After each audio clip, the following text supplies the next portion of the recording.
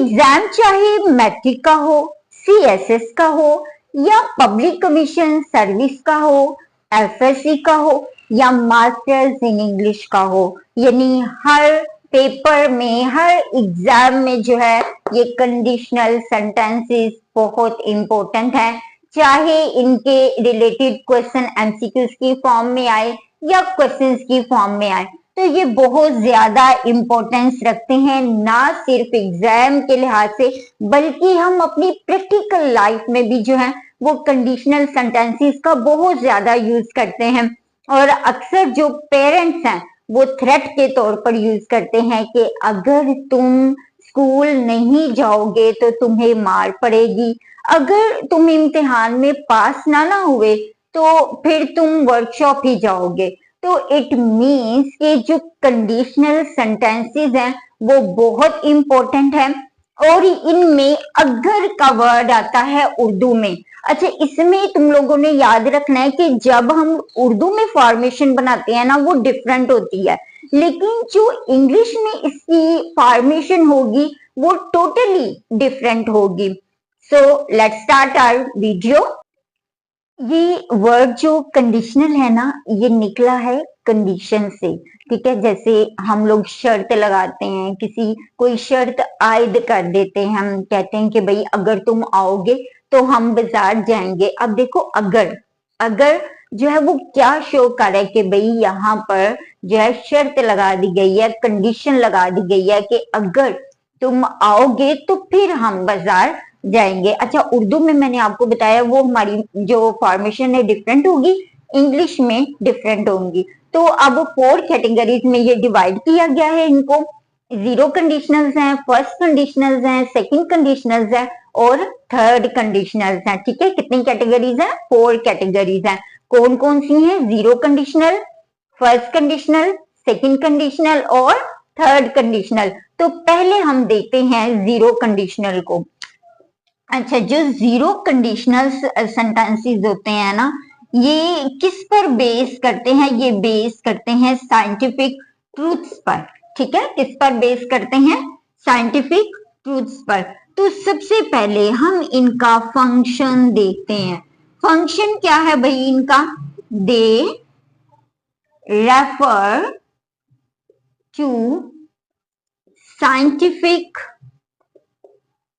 Truths and facts, ठीक है। यानी कि ये साइंटिफिक ट्रूथ्स और फैक्ट्स को जो है वो शो करते हैं, रेफर करते हैं। कौन? जो जीरो कंडीशनल्स हैं, ठीक है। अब हम देखते हैं कि जो कंडीशन है वो क्या है और उस कंडीशन के जो है वो रिजल्ट्स क्या हैं, दोनों चीजें हम देखते हैं। कंडीशन लगाएंगे और रिजल्ट जो है वो उनके क्या निकलते हैं। देखिए, जब साइंटिफिक वाली आएगी ना, इसके अंदर हम यूज करेंगे सिंपल प्रेजेंट टेंस, ठीक है, सिंपल प्रेजेंट टेंस। और रिजल्ट में भी हमारे पास आगे जो है वो क्या आएगा? Simple present tense. यानी कि यहाँ पर इफ के साथ जो है वो सिंपल प्रेजेंट टेंस जो है वो यूज करेंगे हम। तो रिजल्ट में भी सिंपल प्रेजेंट टेंस आएगा, यानी जो दोनों सेंटेंसेस होंगे, दोनों जो हैं वो होंगे, वो क्या शो करेंगे? दोनों सिंपल प्रेजेंट टेंस को। फॉर एग्जाम्पल हम कहते हैं, फर्स्ट एग्जाम्पल जो है वो मैं देने लगी हूं कि फर्स्ट एग्जाम्पल है, आप कहते हैं if we heat the ice cream, ठीक है। अब देखो इफ है, हीट है, प्रेजेंट इंडेफिनिट टेंस लगाया, सिंपल प्रेजेंट, और इफ का यूज किया। अब दूसरी तरफ क्या आ जाएगा? इट मेल्ट्स, ठीक है। तो डेफिनेटली जब भी हम आइसक्रीम को हीट करेंगे तो क्या होगा? ये मेल्ट हो जाएगी। इसी तरह से हम कहते हैं इफ वी बॉयल वाटर, तो इसका क्या आएगा? इट एवेपोरेट्स, ठीक है। अब यहाँ पर देखें, ये भी साइंटिफिक ट्रूथ है कि जब भी हम पानी को बॉयल करेंगे तो क्या होगा? वेपोरेट्स हो जाएगा, बुखारात बन के उड़ जाएगा। तो अब यहाँ पर टोटली डिफरेंट है, देखो सिंपल प्रेजेंट टेंस है, यहाँ पे भी सिंपल प्रेजेंट है। क्यों? क्योंकि ये साइंटिफिक ट्रूथ्स और फैक्ट्स को सेंटेंसेस शो कर रहे हैं। इसी तरह से आप कहते हैं if you stand in rain you get wet. Okay, अब यहां पर भी क्या है, इफ के साथ जो है stand first form of the verb है। तो अगर आप रेन में खड़े होते तो डेफिनेटली क्या होगा, आप भीग जाते हो। तो अब ये साइंटिफिक ट्रूथ है, यानी कि ये सारे जो सेंटेंसेस जो मैंने किए हैं ना, ये 3 सेंटेंसेस, ये किसको शो कर रहे हैं, ये शो कर रहे हैं सिंपल प्रेजेंट टेंस को। तो जब सेंटेंसेस जो है वो होंगे बेस करेंगे साइंटिफिक ट्रूथ्स और फैक्ट्स पे, तो डेफिनेटली जो हमारा जो इसमें जीरो कंडीशनल में जो है कंडीशन सिंपल प्रेजेंट में होगी, तो उसका जो रिजल्ट है वो भी सिंपल प्रेजेंट में होगा, यानी दोनों जो हैं सेंटेंसेस हमारे सिंपल प्रेजेंट में आएंगे। Now let's talk about first conditionals. First conditionals, so what is the function of first conditional sentences? पहले हम फंक्शन को देख लेते हैं कि इसका फंक्शन क्या है। दे आर, यानी जो फर्स्ट कंडीशनल्स है ना, they are used to describe possible future actions or events that are likely to happen। अच्छा, अब इसमें देखो मैंने क्या कहा है कि जो डिस्क्राइब किसको कर रहा है, पॉसिबल फ्यूचर एक्शन, यानी ऐसा जो काम जो कि फ्यूचर में पॉसिबल है, फ्यूचर में हो सकता है। जैसे आप कहते हैं ना कि अगर मैं मेहनत करता हूं तो मैं पास हो जाऊंगा, मतलब नेक्स्ट जो है ना पास हो जाऊंगा, ये किसको शो कर रहा है, पॉसिबिलिटी को, कि अगर आप ये काम करते हो ना तो डेफिनेटली आप फ्यूचर में जो है वो उसका जो फ्रूट है आपको ये मिलेगा। ठीक है, यानी कि अगर फ्यूचर में पॉसिबिलिटी है ना, यानी किसी के काम के होने की, तो वो फर्स्ट कंडीशनल सेंटेंसेस होते हैं। ठीक है, अब फर्स्ट कंडीशनल सेंटेंसेस में देखते हैं जो कंडीशन है वो क्या है, और इसके जो रिजल्ट्स हैं ना वो क्या आते हैं। देखो फर्स्ट कंडीशन में ना हम लोग इफ के साथ जो सिंपल प्रेजेंट टेंस है ना वो यूज करते हैं, यानी कि जो फर्स्ट कंडीशनल्स है ना उनके साथ हम लोग कंडीशन में सिंपल प्रेजेंट टेंस इफ के साथ हम लोग यूज करते हैं। जैसे आप कहते हैं इफ यू वर्क हार्ड। ठीक है, तो अब जो इसका रिजल्ट है ना, अब हम वहां पर विल या फिर विल बी आता है। ठीक है, मॉडल वर्ब्स भी आते हैं, कैन और मे, वो यूज भी हो सकता है। ठीक है, लेकिन वो बहुत कम सेंटेंसेस में होता है, ज्यादातर हमारा विल और विल बी हम वहां पर लगाते हैं जहां पर ना आगे एडजेक्टिव होता है। वो भी मैं आपको एग्जांपल्स बताती हूँ। ठीक है, देखो जैसे हम फर्स्ट कहते हैं ना इफ यू कम। ठीक है, अब यहाँ पर देखें इफ यू कम, मैंने इफ के साथ जो है ना प्रेजेंट इंडेफिनिट टेंस यानी सिंपल प्रेजेंट टेंस लगाया। इफ यू कम तो आप क्या कहेंगे कि आई विल बी अवेलेबल। ठीक है, अब यहाँ पर जो अवेलेबल है ना ये एडजेक्टिव है, इसलिए हम लोगों ने विल बी का यूज करना है। ठीक है, आई विल बी अवेलेबल। इसी तरह से आप कहते हैं इफ इट रेन्स। इसी तरह से आप कहते हैं इफ इट रेन्स, कि अगर बारिश होती है I will stay at home. Okay. If it means I will stay at home. अब यहाँ पर ये सिंपल प्रेजेंट टेंस और यहाँ पे फ्यूचर टेंस जो है वो शो हो रहा है रिजल्ट में।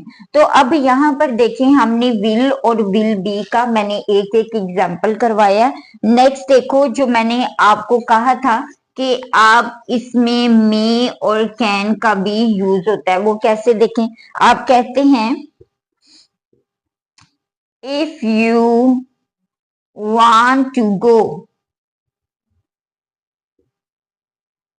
you may go, you can go, you may go।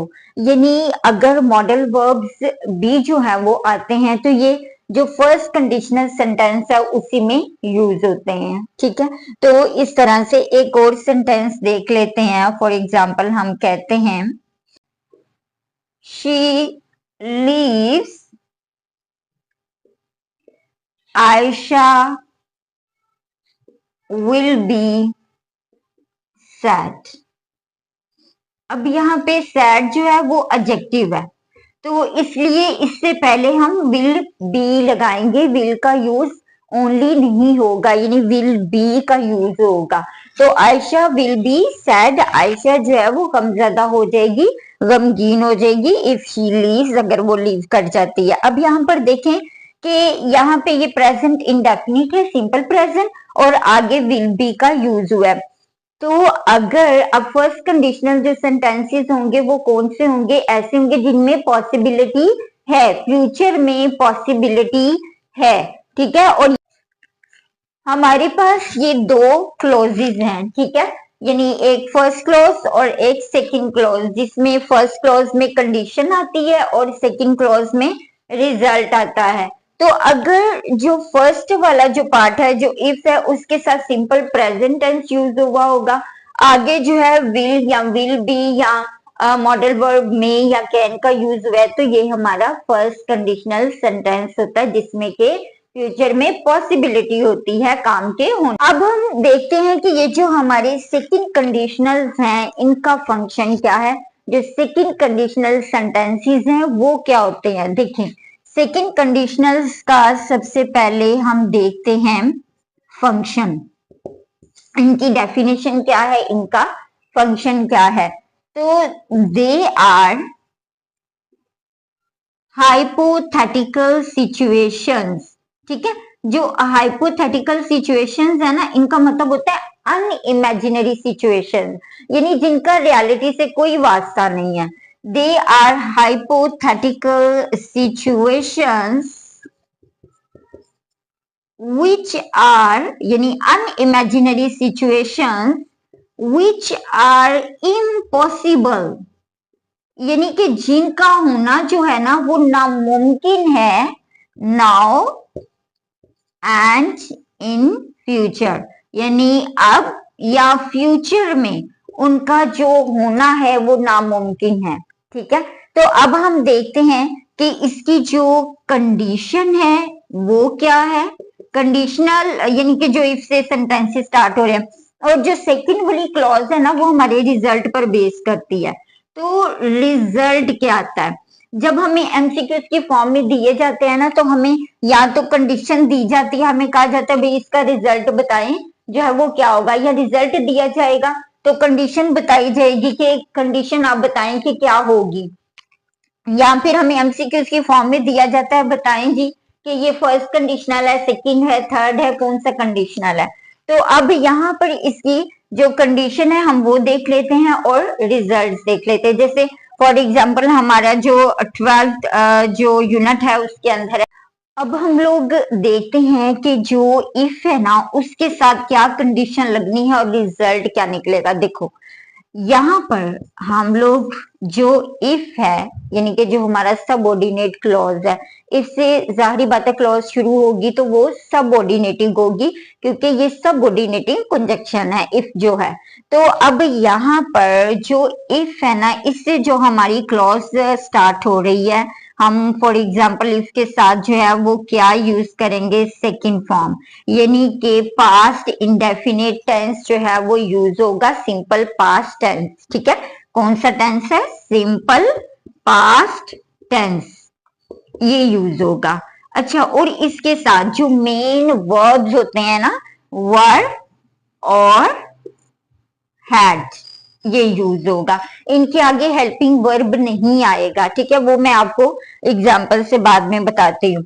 अब यहाँ पर ये चीज आ गई। अब रिजल्ट में जो है वो हमारे पास क्या आएगा कि हम लोगों ने यहाँ पे वुड का यूज करना है, या फिर अगर जो है वो एडजेक्टिव आगे आ रहा है तो वुड बी का यूज हो जाएगा, ठीक है। और जैसे हम लोगों ने आगे कैन और मे का यूज किया था ना, तो इसमें कुड और माइट भी आ सकते हैं, ठीक है, इनका यूज भी हो सकता है, लेकिन ये बहुत कम सेंटेंसेस में होता है, लेकिन होता है, ठीक है। वुड और वुड बी, जहां पे एडजेक्टिव आएगा वुड बी आ जाएगा, या फिर जो सेंटेंस है वो हमारा जा रहा होगा पैसिव वॉइस में, तो तब भी हम विल बी लगाते हैं, ठीक, सॉरी वुड बी लगा।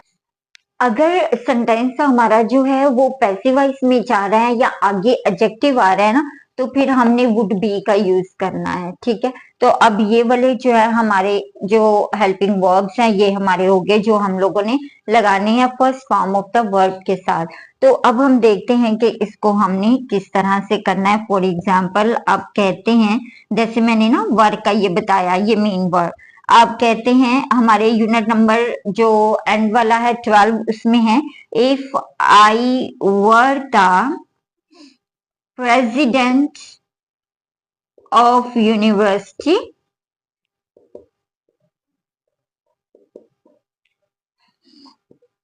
आई वुड, अब यहां पर ये वाला वुड आ गया, I would establish the course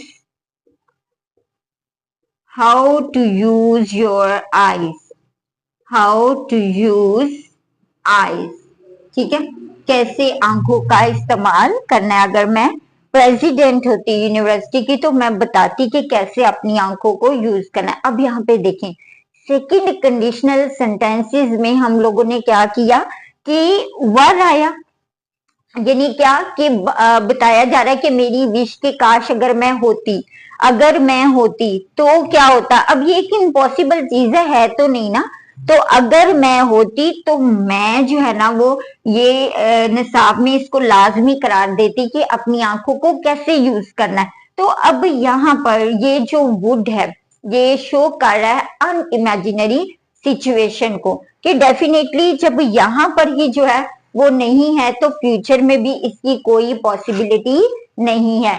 next sentence देखें, हम कहते हैं कि if you had a degree, if you had a degree. अब यहाँ पर जो हैड है ये मेन वर्ब है, इसके आगे जो है वो कोई भी फॉर्म ऑफ वर्ब नहीं है, ठीक है, तो इसलिए अ डिग्री नाउन है। तो if you had a degree you would get a job, ठीक है, कि अगर तुम्हारे पास डिग्री होती तो तुम्हें जॉब मिल जाती। अब यहाँ पर ये दोनों जो है इम्पॉसिबल सिचुएशंस है, अनइमेजिनरी सिचुएशंस है, कि अगर ऐसा हुआ होता पास्ट में तो फिर ही आगे ऐसा होना था, लेकिन जब ऐसा हुआ ही नहीं तो फिर आगे फ्यूचर में कैसे पॉसिबिलिटी है कि ये काम हो सकता है। इसी तरह से हम कहते हैं, एक ले लेते हैं, ये दो हो गए हमारे वर और हैड। तो अब हम सिंपल पास्ट टेंस के साथ जो है वो करते हैं, जैसे आप करते हैं इफ आई वर्कड हार्ड, अगर मैंने मेहनत की होती तो क्या था, आई वुड गेट सक्सेस, तो मुझे कामयाबी मिल जाती, ठीक है। अब यहाँ पे if I worked hard I would get success आ गया। तो ये वाला हमारे सेकंड कंडीशनल सेंटेंसेस आ गए जो कि अनइमेजिनरी सिचुएशंस, हाइपोथेटिकल सिचुएशंस पर बेस करते हैं। अब हम बात करते हैं थर्ड कंडीशनल्स की, यानी जो थर्ड कंडीशनल सेंटेंसेस हैं वो कौन से होते हैं। तो देखिए, जो थर्ड कंडीशनल्स होते हैं ना, सबसे पहले हम इनका जो है वो फंक्शन देखते हैं कि इनकी जो डेफिनेशन है वो क्या है।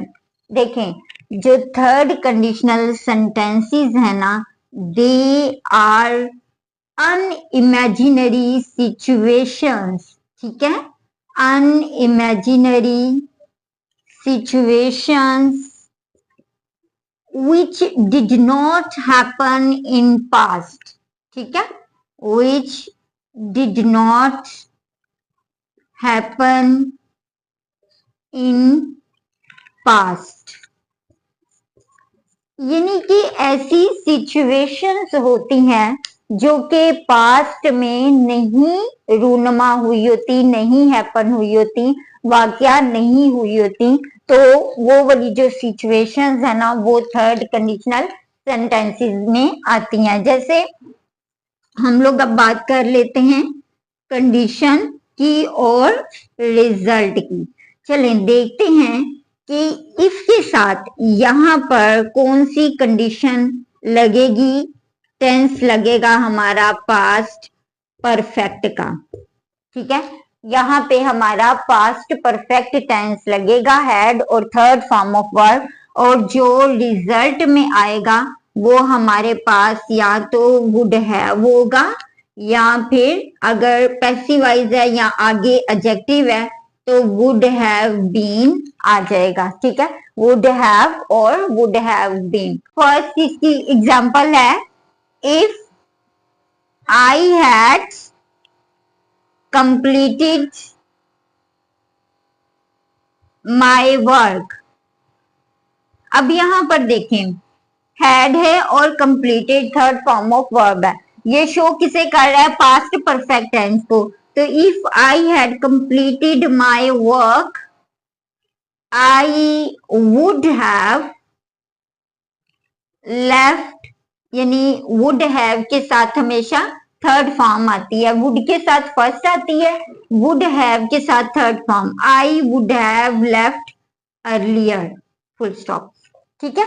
तो अब ये हमारा थर्ड कंडीशनल सेंटेंस हो गया। इसी तरह से आप कहते हैं, if you had worked hard you would have passed the exam, ठीक है, कि अगर जो है ना वो तुमने मेहनत की होती तो तुम एग्जाम को पास कर लेते। तो अब जब एक पॉसिबिलिटी हुई ही नहीं है तो फिर ये कैसे पॉसिबल है कि हो जाए। तो ये वाले जो सेंटेंसेस इस तरह के हैं इन्हें हम कहते हैं थर्ड कंडीशनल सेंटेंसेस, जिनमें के पास्ट परफेक्ट यूज होता है और सेकंड वाले में जो है वो वुड हैव या फिर वुड हैव बीन आता है, ठीक है। अच्छा, एक सेंटेंस जो है ना ये वुड हैव बीन का भी देख लें। जैसे हम कहते हैं ना कि if I had studied a little more,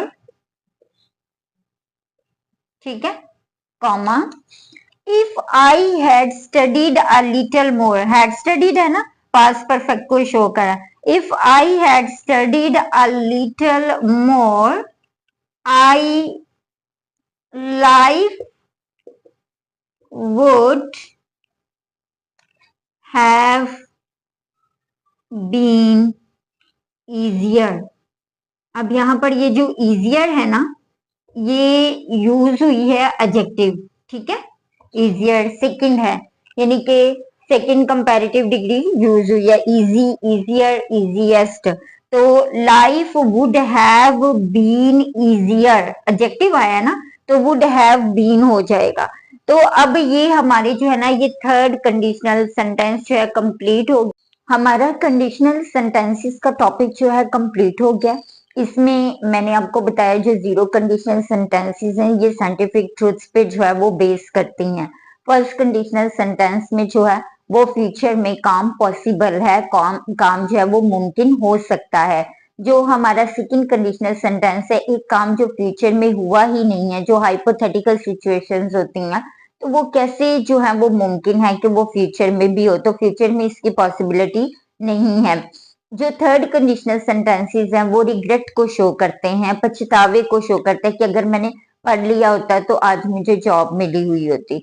तो एक काम ये भी अगर पास्ट में नहीं हुआ है जो रिग्रेट को शो कर रहा है, तो डेफिनेटली फ्यूचर में भी पॉसिबिलिटी उसकी नहीं है। तो ये वाले जो सेंटेंसेस हैं ये थर्ड कंडीशनल सेंटेंस को शो करते हैं। तो अब हमारा ये टॉपिक कंप्लीट हो गया। नाउ इट्स टाइम टू से यू गुड बाय। इंशाल्लाह नेक्स्ट वीडियो में जो है वो मिलेंगे। तो तब तक के लिए अल्लाह हाफिज।